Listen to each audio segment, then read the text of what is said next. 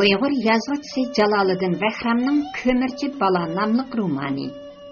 Bu roman Bilqut şirkatida ovozga elinib, Bilqut to'rida anglatildi.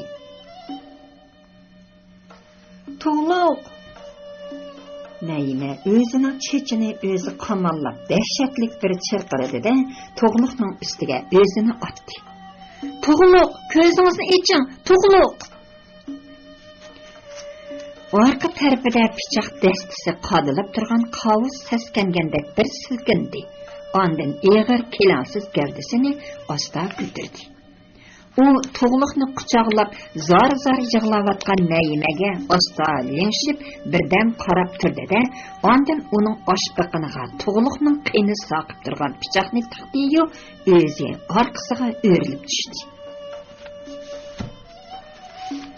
To'g'liq qonliq biqinini chang mujib tutib olgancha o'rnidan turib, bag'an siri xiralashayotgan ko'zlari bilan qushxonaga qaradi. Og'zi burnidan qon eqib, bo'yinlarida qetib ketgan panoq o'tliq ichida dum yotadi. Taqir bosh qonga chilishib, u alamga ketganda qiladi. Bo'yniga pichoq yegan o'ruq bir daraxtga yo'linib, putlarini uzun sungan holda uxlayotgandek beshini sangilitib o'ltiradi. Uning quchqiga yig'ilib qolgan qon beg'irdek uyib qolgan edi.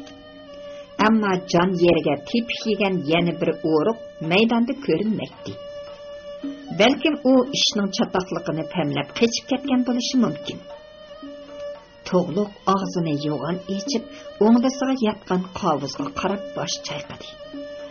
U orqachilab yiqilganda dimbisidagi pichoq dastasi butunlay kirib ketganmi, ishqilib echilib qolgan tukli qursiqidan pichoqning uchi chiqib qolgan edi.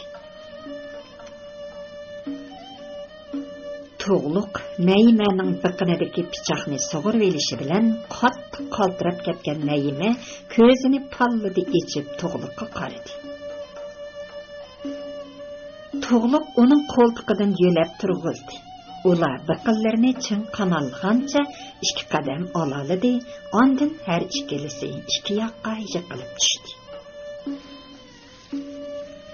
Balam To'g'liq! Bilqut xazinasi. Otdan sakrab tushgan Amrullah buvay To'g'liqni quchog'iga oldi. Jinim balam, men kechikib qoldim. Dada, men hech nima bo'lmadim. To'g'liq qapoqlarini oralla ochdi. Voy, yomg'ir yog'ayotamdi. Yuzimga suv tomchilayotdi. O'rmon ichiga yaltirab turgan Nissan markalik mashina kirib keldi. U bir perqirab to'xtishi bilan uningdan turdi Hasan paloqlab tushdi-da, "Bolam" deganicha necha putlashib To'g'liqning qishiga yetib keldi. Uning orqasidan yugurishib kelgan Xolqay bilan Oyoz Naimani quchoqladi. "O'g'lim To'g'liq!" Turdi Hasan To'g'liqning qonliq qo'llarini tutdi. "Mening o'g'lim To'g'liq, ko'zingni bir ochqina." "Qizim Naima, o'pdan qizim, to'tliq bolam."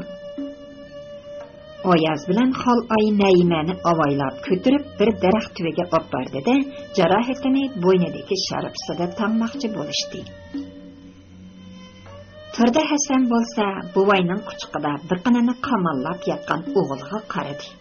Uning barmoq orliqlaridan hali ham qon bulduqlab chiqmoqda edi. "Jinim bolam To'g'liq, men sana ko'p ziyonkashlik qildim bolam. Esingdimi, sen Nozir dada deganingda seni dada deyishga qo'ymagan edim. Asli sening ko'ngling tuygan ekan o'g'lim. Endi dada deb baqina o'g'lim. Faqat birlik qaytim." Turdi Hasan To'g'liqni quchoqlab yetib oldi. "Bolam To'g'liq", dedi Amrullah buvay ko'zlaridagi yoshlarini sirtmay. "O sening dadang bo'ladi. Bolam, o'z dadang." Dada, ko'zlari elishib turgan To'g'liq buvayga talmirdi. Dada, seningdan boshqa dadam yo'q. Undaq deme balam. Buvayning yoshlari to'xtaydigandek emas edi. Allah'dan balangni qurban qil deb vahiy tushganda İbrahim alayhissalomning o'g'li "Dada, meni qurbonlik qiling" deb tur teg'iga chiqib bir tosh ustida yotgan. Lekin u "Dada, meni bo'g'izlagan vaqtingda, jon ochiqimda sizga olib sanmay, ko'zimni tengib qo'ying" degan ekan. Oti degan shundoq ulug'. Gerçi Nazır dadang ulug'liqni yetkazamagan bo'lsa-mu. Dada, u odam nayma ikkimizning qotili tursa? To'g'ri deysan, balam. Lekin sening tomirlaringda eqivatqani o'sha qotilning yuraqini. Shunga u baribir ota. U odamni dada desam xo'sh bo'lamsiz, dada? Albatta, balam, albatta. Tongli qiyomat kuni ota bolani jam qilganman deb Alloh oldida yuzim yo'riq qo'paman, dedi Amrullo buvay taram yosh to'kkan holda. Umu ozg'on banda. Shunga ozmas Alloh ozg'on banda emasmi? Ko'zlarini oralliq ochgan To'g'liq beshini bilinmas ko'tardi-da, to'limi zayib ingradi. Dada. Ha, men. Turdi Hasan hurkirab yig'ladi. Balam, men sening eski dadang, yaramas dadang, umrida amal bilan puldan boshqani tonimaydigan dadang. Turdi Hasan birdilla o'zini qachatlab ketdi. Bu chog'da Naimaning nafsi bo'lgan sir pastlab ketyotdi. Qo'rqib ketgan Xolqay ansiz vaqirmoqda edi. Naima, jinim qizim, Naima, ko'zingni ochqina. Men opang, qarg'ina, men keldim. Oyaz, uni darhol doktorxonaga opirayli. Yo'q. Naima beshini chayqadi. Barmayman. To'g'liq o. To'g'liqmi yaxshi qizim? Ana gap qilib yotadi. Ayazga suv, menga suv bering. Shivirladi Naima bek ustab ketdim. Qon eqiyotganda suv issa xatarli qizim. Qizim? Naima so'z kuldi. O'z dadam chaqirgandek ajab tatliq anglandi.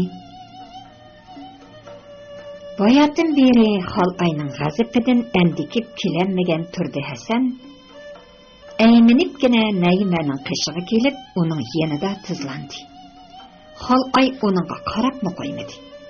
Naima bo'lsa, bag'an seri nuri o'chiyotgan ko'zlarini aralla ochdi. Appa, esingizdami? Naimaning ko'zlaridan suzuk yoshlar sirg'ib tushdi. Men so'zlab bergan heliq cho'chak. Esimda qizim. Xolqay isadab ketdi. Ashraf vazirning qizi Xonbonu 4-Niyozni yaxshi ko'rib qoladi. Biroq vazir Niyozni tag'irga tiqib, hangdan tashlab o'ltirib etadi. Ashraf vazir amal inovati, nasab shajarasining bulg'anishidan ansirab Niyozga oltin kumush va'da qiladi. Niyoz ammasa uni urdirib etadi. Bag'an seri nafas yetishtirolmayotgan Naima Turdi Hasanga qadaldi. Xonbonu yanala 4-Niyozdan ayrilmaydi. Oqibat Ashraf vazir 4-Niyozni bo'ldi, gap qilmang qizim. Xolqay uning yuzlarini siladi. Üzülüp qalasiz. Tova, 4-Niyozg'u Ashraf vazirga yot.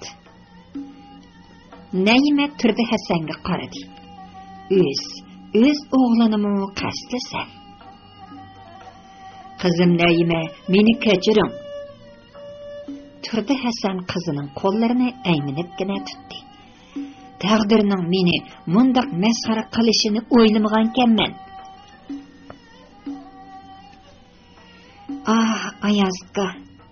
Ayazga, meni Naima oxirgi daqiqaning yetib kelganligini sezgandek ansiz shivirladi. Meni to'liqning qashiga oparing. Ayaz Naimani ko'tirib dakilishi bilanla u to'limi past shivirlab, "To'liq" degan edi. To'liq ko'rmas ko'zlarini birdilla pallata ochdi-da, qonli qo'llarini so'zib, kimnidir izladi. Naimaning qon tamchib turgan qo'llari ko'tarildi. Ikki qonliq alqan uchrashib juplashdi. Barmoqlar bilan chingiralashdi. Qip-qizil paq qonlar bir-biriga qo'shilib ketdi. Shundala ularning har ikkilisi xotirjam bo'lgandek jimib qolishdi. Lekin ular o'rmon ichida saqchi mashinalarining ansiz chirqirashlarini anglamadi. Turdi Hasanning savog'ishi yaqin birodari Mahmud Ziyo yolg'on aytmabdi. Turdi Hasanni rostalla atisi qo'lga oldi. Yana kelib o'zi planlagan qotillik naq maydonida qo'liga ko'yza selindi.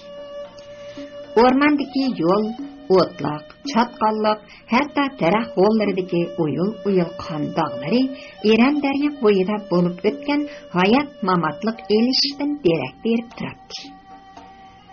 Saqchilar qovuz bilan taqir boshni jasad tog'rig'iga tiqib, Zilqut xazinasi keyin panoq ham bo'yniga pichoq yegan o'roqni mashinaga ishtirib kirgizdi. To'g'liq bilan Naimaning jasadini tuqqanlarga qoldirib, saqchi mashinalari chirqirganicha shaharga yurib ketdi. Beg'ubar 2 yoshning meyiti Chilonliqning benamlikdagi qabristonlikqa qo'yildi. Ularning 7 nazari berilgan kuni Zehrining to'nig'usiz bo'lib ketgan jasadini daryoning to'van yaqinidagi bir oroldan tepib kelishdi. U toshdan toshga urilib, daryo tagidagi loji ham yildiz shoxlarga ilinib, butun badani qop-qora qon uyib ketgan edi. Turdi Hasan qo'lga ilinib, atsi xiyonatchilikka qarshi turish idorasidagilar kelib uyni aqtirdi. Hayron bo'lganidan Xalqayning og'zi ochiqla qoldi. Uning uchun sir bo'lib qolgan bexatarlik sanduqining og'zi ochildi. Onundan Turdi Hasandan boshqa hech kim bilmaydigan chakdan 7si chiqdi. Uning to'lini 50 ming so'm, yuqorisi 300 ming so'm edi. Bularning ichida Sauna Monsining tamg'isi ham banka hisobot nomeri besilgan 200 ming so'mlik bir chakmo bor edi. Hayron qolarliqi bexatarlik sanduq ichidan yutib ketgan 120 ming so'mlik olmos ko'zlik oq oltin uzukmi chiqdi. So'roq jarayonida Xalqayning bexatarlik sanduqning maxfiy nomerini bilmaydiganligi ham oshqushni biror qaytimni ko'rmaganligi isbotlanganligi uchun Xalqayni savol so'roq qilmadi. To'g'liq bilan Naimaning 40 nazarisi dachida katta o'tkazildi. Amrullo buvay, Xalqay, Ayaz, oyat bo'la Tarsu ham Chilonliqdan kelgan jamoatni dog'dog'liq uzatdi. Ikki marhumning ruhiga atalgan xatmi Qur'on tong otqicha davomlashdi.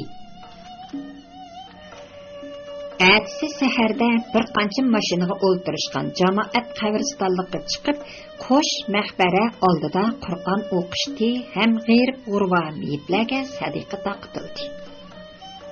Ondan Tarsuluk Munur, Pidala, Amrullah buvayni elib ketishdi. Jamoat qabristonlikdan qaytib kelgan kuni kechda Xalqay, Ayaz, oyat bo'la mehmonxonaga yig'ilishdi. ayol xo'jayinning eg'ir, tamkin ham salobatlik chehridan Oyaz bilan Oyatbu ayminib jim o'ltirishdi. Oyaz, Oyatbu, men endi Urumchiga ketmoqchi. Qachon qaytib kelishimni bilmayman. Oyaz gap qilmoqchi bo'lib edi, Xalqay qo'lini ko'tarib to'xtatib qo'ydi. Gerçi Nazır qizimning qotili bo'lsa-mu, ammo u mening halol jibti hamrohim. Ya'ni Sura Fatihani o'qib olgan ayoli bo'laman. Er-xotinning ijtimoiy hayoti normal vaqtida ajrashish u boshqa gap edi. Lekin hozir u odamning beshiga kulfat yog'di. Uning mendan boshqa hech nimasi yo'q. Bundaq chog'da asqatmagan ayolni ayol emas, balki imonsiz, fazilatsiz, shafqatsiz alvasti desa, o'shiq ketmaydi. Xalqayning oxirgi gapidan umidi uzilgan Oyaz nimadir demoqchi edi, lekin Xalqay yana qo'lini ko'tarib uni gap qilishdan chekladi. Oyaz, gapimni putlamay turing. Men hamma gapimni davolay. Belkim sizmi qanoatlanarlik javobga erishib qolishingiz mumkin, dedi Xalqay o'ziga ishongan holda. Turdi Nazir xizmat jarayonida xatolik o'tkazdi. U partiyaligidan elib tashlanib turmada jazo muddatini o'tishi mumkin. Shunga men uning turmushidan xabar olaman. Bundaq qilmasam, bir umr vijdon azobi tatib qolaman. Dachiga oralab kelib turasiz. Oyazning ko'ngli buzilgan edi. Eng bo'lmagandimi biror yilda bir qaytim. Boya dedim-ku, bilmayman, dedi Xalqay Oyazning qizargan ko'zlariga qarab. Oyaz, aslidimi bu 15 mo'yay sizning ota-bovalaringizning tavarruf yeri edi. Ahiri yana o'zingizga qaytdi. Men Urumchidan yer xatlarini sizning nomingizga qilib, ham jamoat guvohligidan o'tkazib, avatib beraman. Bunda qilsangiz qandoq bo'ladi? Xudoyim Nazirga osoyishlik bera. Bergan taqdirdami u bundan keyin oddiy fuqaro bo'lib yashaydi, dedi Xalqay ishonch bilan. Şuna öz yeringizni o'zingizga qaytaraman. Men yerni sotgan tursam, shunga qabul qilishdan ojizman. Siz bu dachiga 6 yil ajr qildingiz. Oysimamu oz jabr topmadi. Sizning qo'lingiz bo'lmasa, bunchalik ro'naq toparmidi? Xalqay oldin tayyorlangan 10 ming so'm pulni yostiq tegidan oldida Oyatbuning oldiga qo'ydi. Oyatbu, garchi bu yil kelgan bo'lsangizmi, ko'p jabr chekdingiz. Bu qizim Naimaning puli edi. O'g'lingiz maktab yoshiga yetib qoldi. Uni o'qitarsiz. Xalqay xonim, meni afv qiling. Oyatbu yig'ladi. Mijazim eski bo'g'ashqa sizni ranjitgan yerlarim ko'p. Oyazkamni bezor qilatdim. Undaq deyman Oyatbu. Xalqay tasalli berdi. Turmushda onchilik ishlar bo'lib turadi. Ko'ngilga og'irchiligi yo'q. Xalqay xonim, mashina uylarni qanday qilaman? Oyaz umidsiz ko'zlarini Xalqayga tikdi. Texi uyning ichidagi saramjonlarchu. Turdi Nazirning iqtisodiy masalalari to'liq aniqlanib bo'lmadi, dedi Xalqay sal o'ylanib. Shunga keyincha xiyonatchilikka qarshi turish idorasining odamlari mashina, uy ham uydagi aslahalarni bir taraf qilishi mumkin. Ammo 15 mo'yaning yer xatlari men bilan ketgachga hech kim bir nima qilolmaydi. Xalqayning ketish irodasiga kelishi tasadduqi yoki yeniklik bilan chiqarilgan qaror emas edi. Eren daryo bo'yidagi fojia yuz berdigan harp kechisi turdi Hasan jo'yilib vaqirab o'rnidan turib ketdi. Shu chog'da uning bechorlarcha yig'lab turib, "Xolay, sizdan boshqa yaqinim yo'q" degan so'zi Xolayning shuncha uzun yillik dard alam, xo'rliq zardoblarini yuvatdi. "Hey derdim, hey. Odam deganning ko'ngli shunchalik bir nima ekan-ku? Zig'irdak himmatdan yashnab, teriqdak xafalıqdan yo'qoqla ketadiganmiz. Bo'libmi ayollarning ko'nglini bir nima demak bak tas." Xolayni ruhiy jihatdan ezib qo'ygani turdi Hasanning qo'liga ko'z sog'in vaqtidagi ichinishli ko'rinish edi. Ras, Xolay erining shu chog'dagi chiroyini zodila unutolmadi. Turdi Hasan kulmashchi bo'lib jilmayib boqdi, qamlashtiramadi.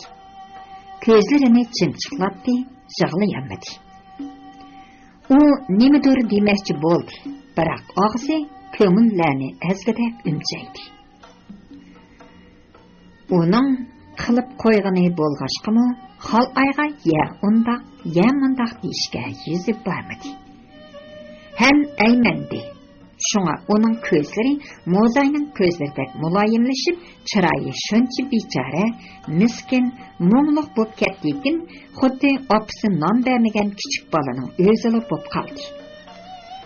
Hammani, hatto qizining o'limini unutgan Xolay ko'zlaridan taranlab yosh to'kkan holda bir besib, ikki besib turdi Hasanning ko'kragiga asta bosh qo'ydi.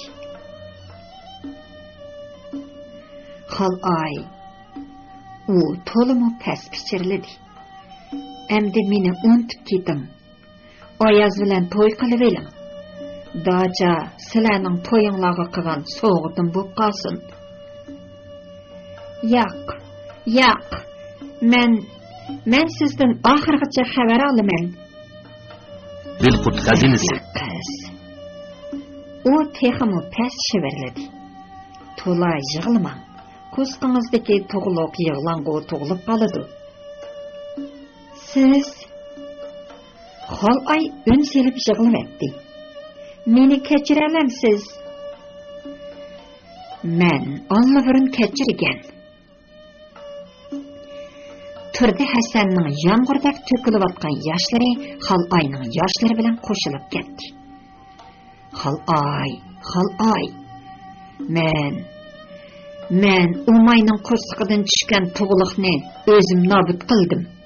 Endi bu tug'liqni o'zim boqaman.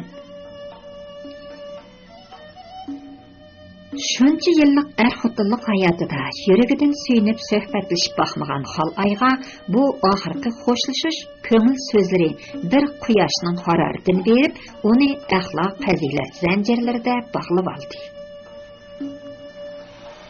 Ertasi tushda Oyoz Xolayni Nissan bilan qatnash bekitiga opirib qo'ydi.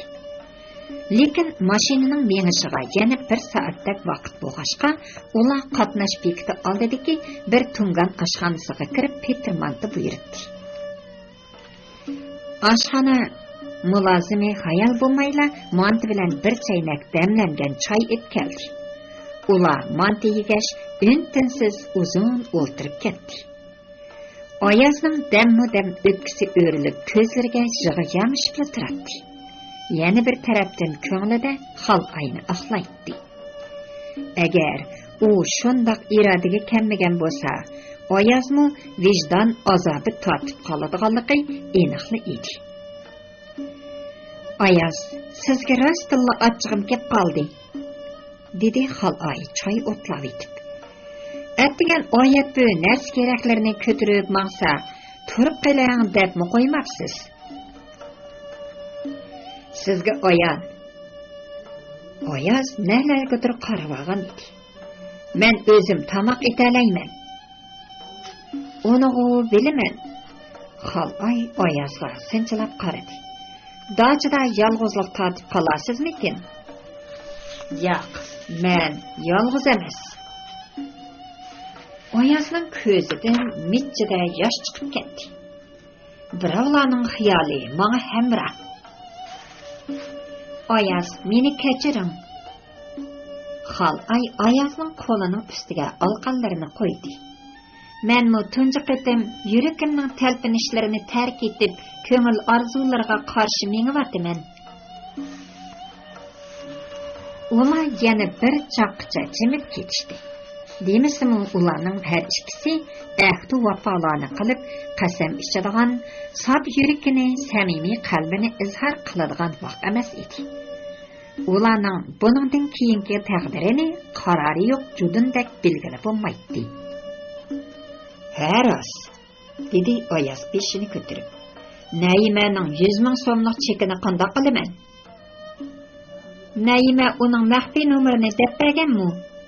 Yo'q. Undaq bo'lsa, uni amma qiyinga tushadi. To'g'ri.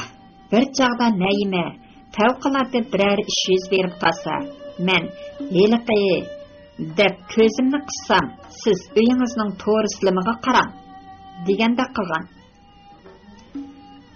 U cho'qim chekning maxfiy nomeri, dedi Xalay. Hozir banklar to'rilishib ketdi. Qaysi turdagi bank bo'lsa, shundan olg'ili bo'ladi. Shuncha nurg'un pulni elib qanday qilaman? Uningdan ko'ra turaversin. Men tunugun oyat buning oldida chekning ishini, buningdan boshqa yana bir ishni demadim. Qaysi ishdi u? Ayaz o'ylanib qoldi. To'g'ri, 7 nazir kuni Amrullah buvayni akilib olayli deganda qilib edingiz. Munur pidalag'u yaxshi qaraydi, lekin ular dehqon, davomli oldirash o'tadigan haq. Buvayga har kuni ang bo'lmaganda biror vaqt quvvatlik narsa qilib bermasa bo'lmaydi. Bu qitimqi fojia uningga qattiq ta'sir qildi. Bo'ladi, men amalini qilib akilib olay. Tushdan keyin soat 4da qo'zg'aladigan mashinalarga umumyuzlik safarga otlanish qo'ng'irog'i chalindi. Ayaz bo'lsa, Xalayning so'mkasini ko'tarib mashina oldiga keldi. Yo'lovchilar oldirab tinib mashinaga chiqmoqda edi. Ayaz Xalayning xeylili ko'tarilib qolgan kursiga, yuzlaridagi qo'ng'ir dog'larga qarab yig'lavatgili tasli qoldi-da, darhol ta'tir qarab oldi. Buni sezgan Xalay Ayazning qo'lini changlatib siqdi. "Aman bo'ling. Balangiz aman esan tug'ilsa, rasmga tushirib avatdiman." Mashina qo'zg'alib cho'ng yo'lga chiqqacha Ayaz orqadan yugurib qo'l pulanlatib keldi. Keyin uzab ketgandan keyinlar, "Xo'sh, mehribon Xalay. Xo'sh balam, sizlarni bir Allohga topshirdim." deb pichirladi. Ham dimiqi singadi ichib, ko'zlari yosh bilan to'ldi. Bu chaqdan mashinada ketayotgan Xalaymu "Aman bo'ling, his tuyg'ularimni qaytirib bergan oq ko'ngil Ayaz" deb pichirladi. Mashina Bo'ston shahar g'o'ljini orqada qoldirib uzab ketdi. Xalay karvatliq mashinaning ichiga qarab ko'ngli villati ichilib qoldi. Hozir qatnashlar qulaylik bo'lishdan sirt, raqobat bilan yo'lovchi talashadigan kayfiyat shakllangachga, avtobuslarda turmush aslahalari intayin to'liq qamratlik edi. Yotgan ko'rpalar pokiz bo'lib qolmasdan, sovuq va issiq havo tashigich televizorlarning yo'lovchilar uchun kech-kunduz xizmat qiladi. Xalay yotganni qatlab bosh tarafga qo'yib yo'linib o'ltirdi-da, dariza pardalarini ochib etdi. Oktabrning oxirlari bo'lib qolg'achqimi, tabiat to'llarini almashtirish oldida turibdi. Sovuqqa chidamsiz bo'lgan ba'zi mevalik daraxtlar qizil, seriq, binafsha rang to'llarini kiyishga ulgurgan edi. Qor yog'och, ko'k terak, sana, tuxumak, dub daraxtlari bo'lsa, yeshil liboslarini salg'osi kelmagandek bog' o'rmon, yo'l bo'ylari salqin o'tanglarda ko'pirib turibdi. Kang saydagi to'qayliqlar yiroqdan esil xaynimlarning chaqmoqliq rangdor ko'nglikidek qip-qizil, sap-seriq, yop-yeshil hol rang tovlanib odamning bahrini ochadi. Tağlarning har bir tal qaptal, jilg'a g'o'llaridan kelayotgan sovuq shamol kuz faslining turqini epkilatdi. Ah kuz oylari. Kesel rangidek sarg'ayotgan tabiat. Odam ko'nglining mo'ng'i to'ldirib, ömür manzilingni eski saladigan miskin fasl. Derezidan ko'z uzmay kelayotgan xalqay osta pichirladi ham cho'nqur tinib qo'ydi. Yo'llarda qalaymakan uchib, mashinaning orqasidan qo'g'layotgan sap-seriq g'azonlar bir zaman tabiatga yeshillik, go'zallik ato qilgan edi. Ular ozgina hayotini oxirlashtirib, bu dunyodan vidolashdi. Ana, avu qip-qizil binafsha rang tuzgan yaproqlarmu shirtildab tuviga tushyotdi. Shukisi kemmagandeklar zan laylishib yurgan oshu bargi g'azonlar kuzning tallarini tilg'idek sovuq shamollarida qayoqlarga doğru g'oyib bo'lishadi. Ah, vafosiz dunyo. Xal aymu bir chaqlarda yap-yeshil yaproq edi. Yigitlarning havas ishtiyoqlarini, qizlarning hasad kundashliklarini, qerilarning qiziqish zo'qlarini qo'zg'aydigan jannatning guli bo'lganligi rost. Qani shu yeshil yaproq nalaga to'zib ketdi? Jannatning xushpuroq guli. Shundoq yillar yeshil hayotning, go'zallikning qotili ekan. Şuna Ömer Hayyam Hazretleri ömür menzili hakkında mundaq nali qilgan. Afsuski yigitlik mevsimi bitdi, ko'klam o'tib ketdi, kuz kelib yetdi. Yoshlik deb atalgan sevinch bulbuli, bilmadim qachondir keldi-yu ketdi. Vaqt ana shundoq rahimsiz Azrail ekan.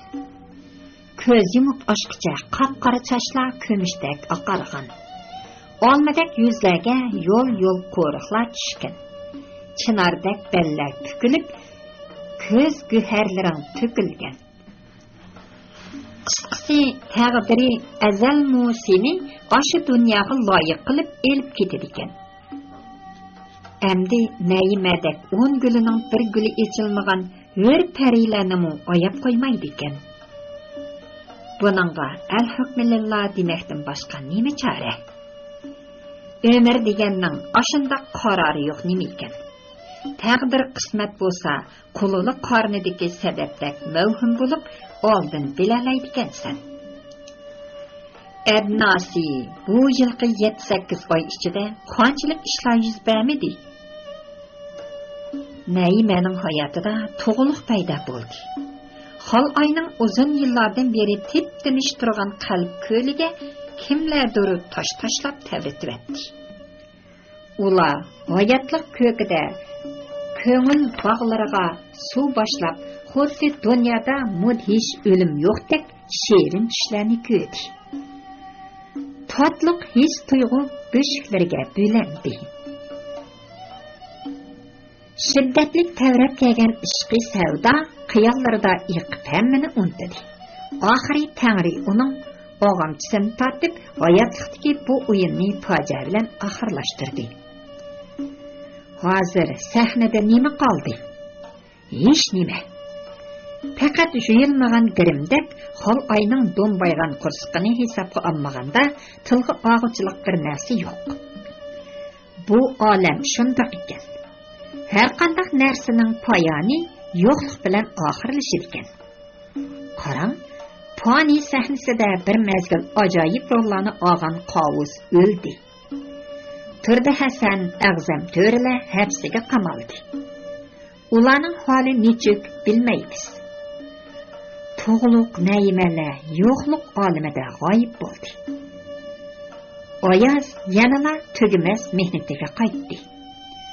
Xal ay bo'lsa hasrat nadamat yukini yuklab yashavatidi. Qeri yetim bo'lib qolgan Amrulla buvay bo'lsa, sovup ketayotgan qo'llarini ilitish uchun g'assaga tayinib, obdab isinib o'ltiribdi. u to'g'liqni saqlayotamdi yoki Azrail izlab qolmasin deb ansiramdi. Ishqilib darvozadan ko'z uzmaydi. Hassina, bu dunyoning talashqidak zodi nimasi bor? Xudo ming yosh ato qilsig'u boshqa gapdi.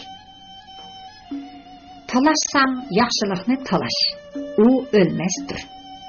Menga yaxshi noming, hurmating, eng bo'lmasa yaxshi gaping qoladi. Boshqalarning hammasi tongdagi tumandek suslashidi, taraydi, oqibat yo'qaydi. Shunga ashu ozg'ina umrni qadrlab, g'am tashvishsiz o'tganga nima yetadi? Mana Turdi Hasan umrida dunyoga to'ymadi. Hatto harom dunyolarini o'zining yaqin kishilaridanmi xufiyani tutdi. Oqibat nima bo'ldi? Nima yiqqan bo'lsa, hammasi asqatmadi. Ayaz hem uning qiyri onasini zar qoqishtirib tortib olgan 15 mo'ya asqatdimi? Yo'q. Balkim u yer o'z egasiga qaytdi. Shuningga qaraganda Tangri bandalarini insof tarozisida o'lchash uchun avval arg'amchini uzun qo'yib berib, keyin bir yo'lala tortadigan o'xshaydi. Xalqay yo'l bo'yi ana shundoq afsus, tashvish, pushaymon aralashib ketgan xiyollar bilan atsi tong otganda Urumchi bo'sog'isiga kelib qoldi. U 7-8 oydan beri taqilib qolgan ishigini ochdi. Uyga kiribla o'ziga qarab turgan qizi Naimaning cho'ngaytilgan suratini ko'rib, tortib etilib ketdi. Uni so'ydi, bag'riga bosdi. Paylamay uzun qarab ketdi. Ondan oila bo'yicha ham qizi bilan birga tushgan bir qancha ramkalik suratlarni ko'rib, boshqalarga ko'z yosh to'kdi. Uy ichida pirqirab yurib, puxani yeshilg'icha yig'ladi. Ammo o'lganning oqsidan o'lgili bo'lamdi. Yanala tiriklarga tirikchilik lozim-ku. U kiyimlarini almashtirib, tozliqni boshlab etdi. Xalay burunqidek chaqqan tetik emas edi. 2 kishilik nafas olg'ashqimi eg'ir halsiraydi. Kashga yaqin ishlari bir qur saramjam topgandan keyin monchaga tushib uxlab qoldi. U atsi bozorga chiqib, bir necha xil tomoq, yer yemish, tatliq turumlarni elib turmaga bordi. Xalqay ko'rishish rasmiyatlarini amdilib bejirib turishi bilan bir saqchi uni turma boshlig'ining ishxonasiga boshlab kirdi. 50 yoshlarning qarsini olgan bu odam o'zining o'g'riqligiga baxmay cho'ng ham kang saqchi formasi kiyib olg'ashqa, uning kiyimlari xuddi osqudin esilib turgandek belinib turadi. U o'zmay tomoq chekamdi nima? Aytavur, kuldan chala chekilgan tomoqi qolpiqi bilan to'lishib ketgan edi. Siz Turdi Hasanning ayoli bo'lamsiz? So'radi boshliq taqir beshidagi bir necha tal nimjon chechini barmog'ida tarab qo'yib. Qani, o'ltiring. Shundoq, men G'uljidan amdili kelishim. Uning o'g'lini og'ashganmidingizmi? Nima? O'g'li? Shundoq. To'g'liq o'g'limni ko'raman deb bek jidal qiladi. Mundaqdan. Uning o'g'li G'uljida o'lib ketgan. Shundoqmi? Doktorlarning degani to'g'ri ekanda. Boshliq xiyol bilan tamakisini sho'radi. O'lib ketgan dam. Doktorlar nima deganti? Turdi Hasan elishib qoldi. Doktorlar uningga bir ish qattiq ta'sir qilish orqali sezimlarini qalaymaqonlashtirayotgan deydi. Shunga uning iqtisodiy masalalarini aniqlayotganlar amalsiz qilib sirtdan aniqlayotdi. Nima? Elishib qoldi dedingizmi? Xalay cho'chib ketdi. Bek eg'irmi? Ishqilib 10 gapingizning birersini anqirib javob bera olsa cho'ng gap. Xalay boshliqning ishxonasidan chiqayotganda, uni saqlab turgan saqchi uni ko'rishtirish uyiga elib kirganda, Turdi Hasan bir bullongda tugilib o'tiradi. Saqchi uni qo'ltiqidan yo'lab o'rindiqqa o'ltirg'izib qo'ydi. Biroq u Xalayga qaramay, qo'lidagi kahriva tumarni heli ko'zining chanoqiga akilib ko'sa, turibla yepidan egiz ko'tirib zo'q ishtiyoq bilan tikilib qoladi. Texi, anam balam, saqam deb tumarni suyib akilib ketadi. Onun bu bechara holatini ko'rgan Xalay yig'lab aytdi. Shundaqdimi dasturxonlarni echib, samsa mantini oldiga ishtirib qo'ydi. Azroq tomoq yeb olamsiz? Turdi Hasan o'yin bilan edi. Shunga Xalay chinroq to'g'ladi. Menga qarang, issiqida azroq bir nima yeb olamsiz? Turdi Hasan shundala beshini ko'tarib Xalayga qaradi. Darvaqa u to'ng'isiz holda qirib ketgan edi. Vaqramang, dedi Turdi Hasan ikki barmoqini og'ziga tutib. Bola uyg'onib ketdi. To'g'liqni cho'chitib etsangiz to'laysiz. Voy xudoyim, sizga nima bo'lgandi? Xalay un selib yig'layapti. Men sizdan xush bo'lib qolay. Menga obdanroq qarang. Men Xalay. Anladingizmi? Men Xalay. Xalay. Turdi Hasan tengirqab qoldi. Xalay? Yo'q, Xalay emas, to'g'liq, ko'mirchi bola. Dada desa, men uni tillagan. Nozir apandim. Xalay qattiq vaqirdi. Shu chog'da u bir nimani yodiga olgandek og'zini ochib turib qoldi. Men sizning ayolingiz Xalay. Shundaq, Xalay bo'laman. Xalay. Turdi Hasan putlarini o'rindiqqa elib chin quchoqladi-da, tizlariga enikini qo'yib, bir chekka tikilib qoldi. Ondan uning ko'zlaridan mo'ldirlab yosh to'kilgili turdi. U albatta uning ko'nglida o'tmish xotiralarining butunlay o'chib ketmaganligidan derak beradi. Xalay asta kelib uning mezgilsiz oqirib ketgan beshini bag'riga besib esadab ketdi. Ah xudoyim, sizga nima bo'ldi? Siz bundoq odam emasdingiz-ku. Xalay.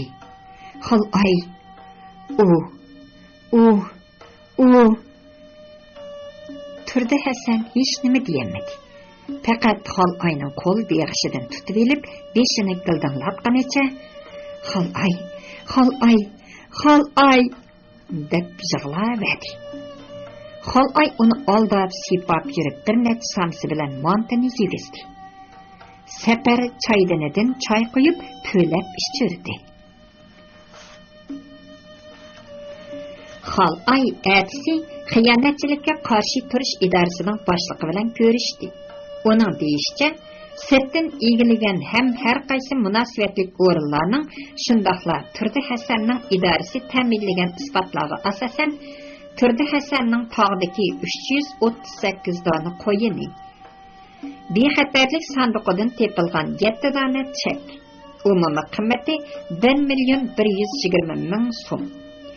Normal bo'lmagan munosabatda olgan xiyonati uchun musodara qilinadiganligi. Lekin hech qanday yerdan Turdi Hasanga o'zik sovg'a qilganlik paket bo'lmaganligi uchun o'zikni qaytaradiganligini uqtirdi. Lekin Xalay o'zikning kelish manbasini aytib, uni olmaydiganligini degan edi. Boshliq sal xafa bo'lgandek alpasda. Qizingiz dadisi orqali olgan taqdirdimi, bu baribir qovuzning so'g'iti. Onun ustiga biz qizingizning iqtisodiy masalasini aniqlayotganimiz yo'q. Shunga buni qanday bir taraf qilsangiz o'zingizning ishi. Ko'nglingiz ko'tarmasa, setib biror maktabga iyona qilib atsangizmi bo'ladi-ku, deb Xalayning qo'liga tutqizib qo'ydi. Xalay ertasi sud mahkamasiga berib, jinoiy ishlar kollegiyasining boshlig'i bilan ko'rishdi. kollegiya boshlig'i Mas'ud Faxrnisa Qavuz Nizam Taqirbash Tug'luq Naimalarning o'limining parda orqasidagi planlovchisi Turdi Hasan ekanligi. Biroq uning kasallik sababini ko'zda tutib, hozircha sud ochilmaydiganligini uqtirdi. Belqut şirketide avazı elenip Belqut to'rida anlatılayotgan Uyg'ur yozuvchisi Jaloliddin Bahramning Ko'mirchi bola nomli romanini bugun bu yergacha anglatdik. Davomini atigi anglatishimizda davomli anglatamiz.